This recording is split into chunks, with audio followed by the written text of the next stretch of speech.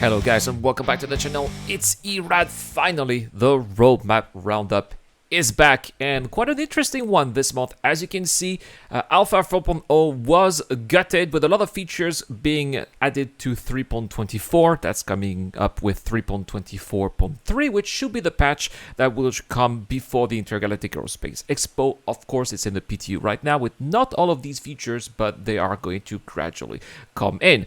What you should remember is that 3.24 has the 4.0 code, so it's basically a pre 4.0 patch. They are going to bring it here. They're going to polish some of the features that were supposed to go into 4.0 that will be there before 4.0. As you can see right here, is going to focus mostly on its core feature, and that is especially going to include, of course, the Pyro system with all of its moons and its planets for sure, and also its outposts, the space stations, right? So they're all going to be there.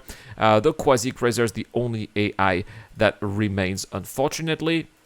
We have still those new missions that are coming up with the location repairs and jump points, and also some core tech here, including, of course, server meshing and the mission system refactor, which is super important because that is what is going to allow missions to work in Star Citizen Alpha 4.0. Also, on a quick note here, you may hear a little bit of noise on the back. That's because we have a super typhoon that's coming to Taiwan. It's like the biggest typhoon that we've had in the past 30 years. Luckily, I live here in Taipei, but we are going to be hit quite hard out there. It's a so a super typhoon is the equivalent of a category 4 hurricane in the US. So yeah, it's pretty bad.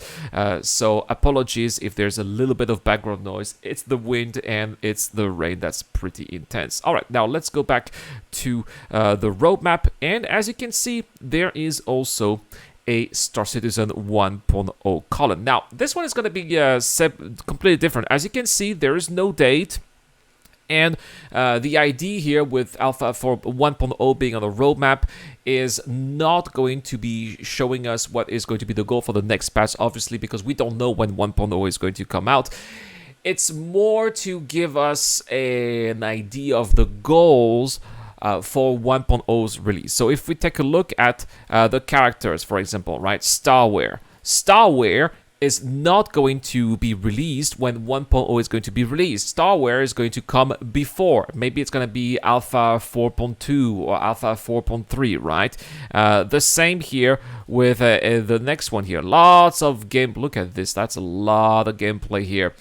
So let's have a look at, for example, Law and Security, which is something that we've all been waiting for, right? That also could be coming up with Alpha 4.4, or maybe there's even going to be an Alpha 5.0, or it may even come out with Beta 1.0, right? We don't really know, but all of these cards here are their objectives for releasing 1.0. When all of these will be done, that's when they're going to be working towards releasing officially Star Citizen 1.0. So yeah, we already know that we're going to be getting here Starware. They want to have that. They also want to have here the Law and Security, which is super important because that is what's going to be making those high security systems like Castra, like Terra, possible, right? Implementing and updating the system that handles law infractions along with security responses to criminal activity, meaning that once you go to these lawful systems and you commit a crime, you will be arrested. Security will come and respond more.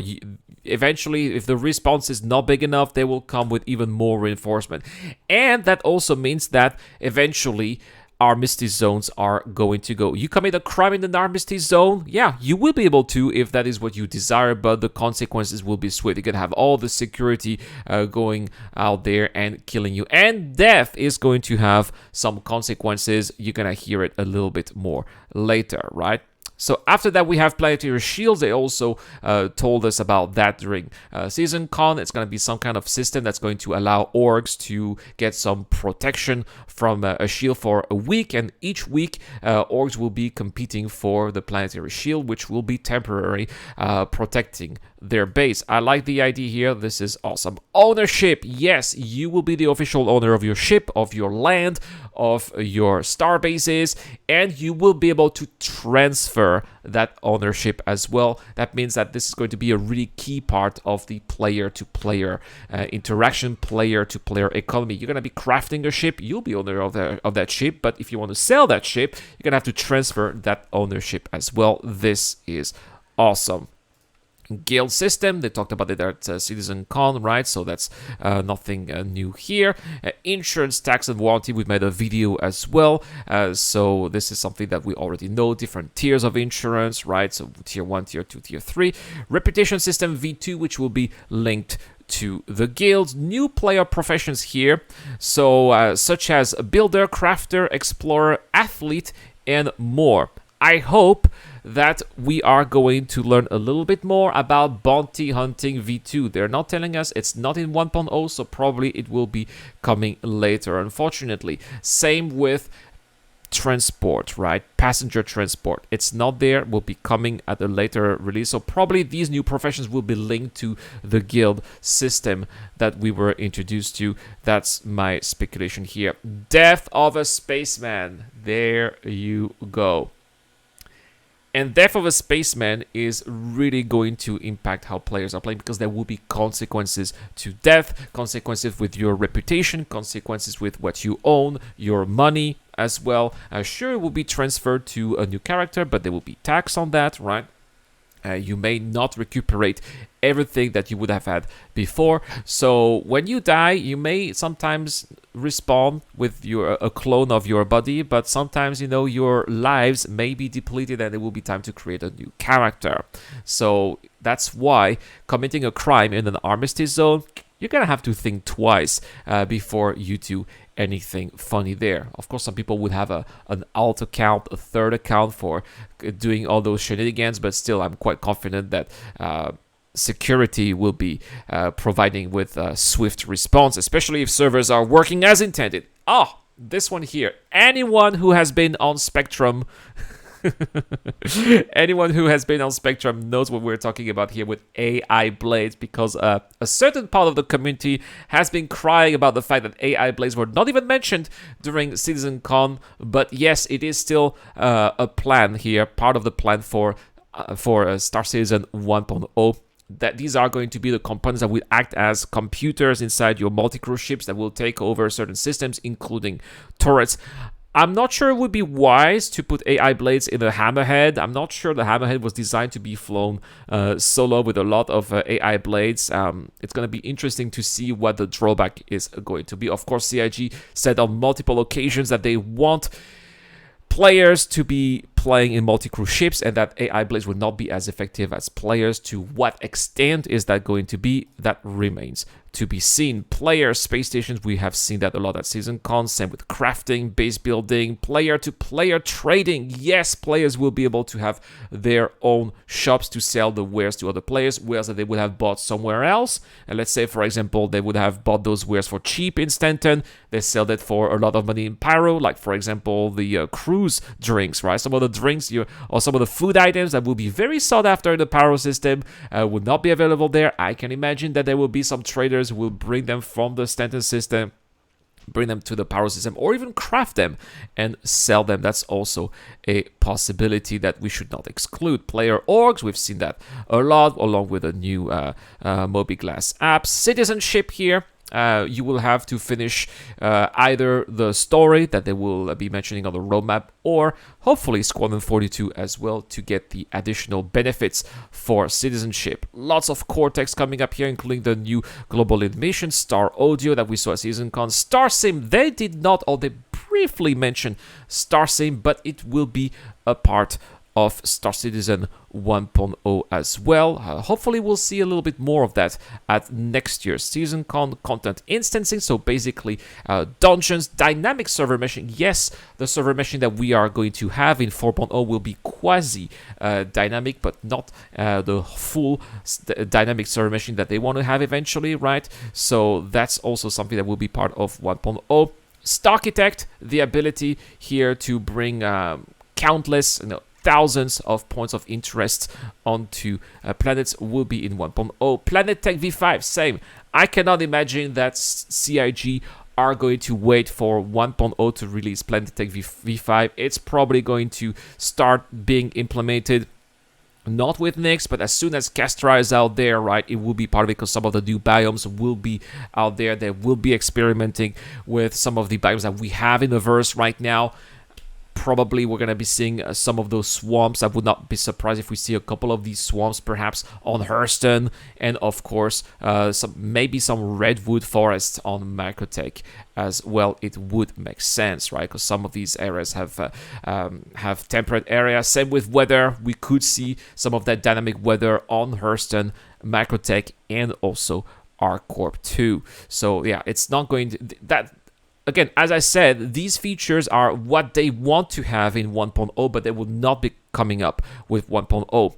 Main story here, I love the idea that there's going to be a story, narrative story with handcrafted challenges and rewards. I love that, right? It's probably going to be like a big tutorial for new players to take on, but I love some good old objective things to do that are going to just show us the rope in the verse. This is great. We already kind of have the tutorial, right? But it's going to be quite far from what this is going to be. It's also going to be including special locations too, but probably these locations will be available in the verse outside of those stories, but the story will be in introducing those new locations.